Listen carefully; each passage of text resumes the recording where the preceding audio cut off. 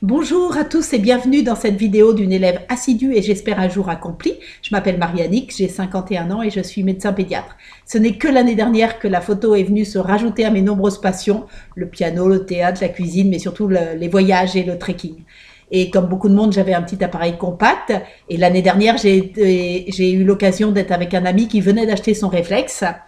Et prenant l'appareil en main, je lui posais des questions sur les petits boutons qu'il y avait.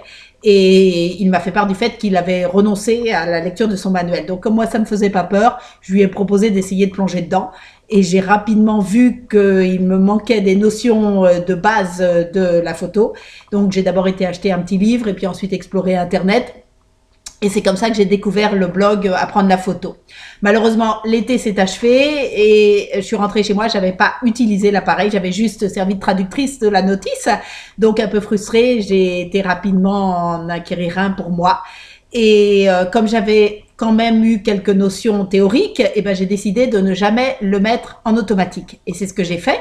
Et j'ai fait des petits essais, j'étais plutôt contente de mes premières photos, mais rapidement je me suis aperçue que je l'utilisais un petit peu comme mon compact en rajoutant un petit peu j'essayais de bien faire au niveau de l'exposition parce que j'avais un peu appris les histogrammes, mais je l'utilisais un peu comme un photocopieur, c'est-à-dire que je recherchais quelque chose de beau pour les paysages ou quelque chose d'amusant dans la rue, et puis je le fixais sur un support comme ça à plat, mais il n'y avait rien de plus dans mes photos.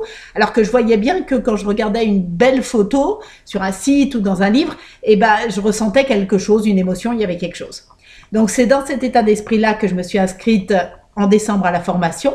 J'ai tout de suite accroché à la démarche pédagogique de Laurent, au plan même de la formation.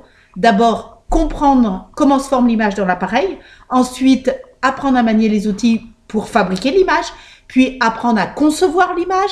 Puis apprendre à la regarder. Puis apprendre à y mettre la petite touche finale personnelle avec le post-traitement. J'en suis là au niveau de la formation pour l'instant. La première chose que j'ai acquis comme notion, c'était et dès le premier mois de formation, c'était la profondeur de champ. Je me suis amusée vraiment avec les ouvertures de diaphragme, avec l'autofocus, avec le choix des focales. Et c'est là que j'ai compris que mon appareil allait me permettre de construire une image et non plus de la fixer seulement. Après, au fur et à mesure, j'ai intégré les choses que j'apprenais, donc les règles de composition, la perspective avec les focales. Et maintenant, j'essaye de travailler sur le mouvement en le figeant ou au contraire en faisant des pauses longues. Et puis, je commence aussi à corriger l'exposition, à faire des petits effets.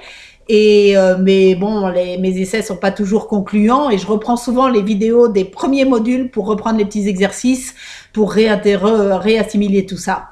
Et je me rends compte à quel point mon regard sur l'extérieur a changé. En me promenant, en faisant les courses, en circulant, je vois des choses maintenant que je trouve comme des belles choses et que je voyais pas avant. Et d'ailleurs, je les vois des fois plus souvent quand je n'ai pas mon appareil autour du cou. Et je me dis, là, je prendrais le grand angle, je me mettrais à genoux, j'ouvrirais au maximum. Et des fois même, quand j'ai l'appareil en main, et ben, j'ai pas ces réflexes-là. Mais là, je pense que c'est le manque d'expérience et peut-être la timidité, je sais pas. En fait, je me considère vraiment comme une novice parce que j'ai pas énormément de temps à me consacrer à la photo, mais j'ai une énorme envie de progresser et j'ai l'impression que je vais en être tout à fait capable avec les outils que m'a apporté la formation. J'ai juste une petite suggestion pour la fin, ce serait d'inventer sur ces appareils très sophistiqués un réglage de la balance du temps qui me permettrait de ralentir l'horloge pour en profiter un petit peu plus. À bientôt et bonne photo!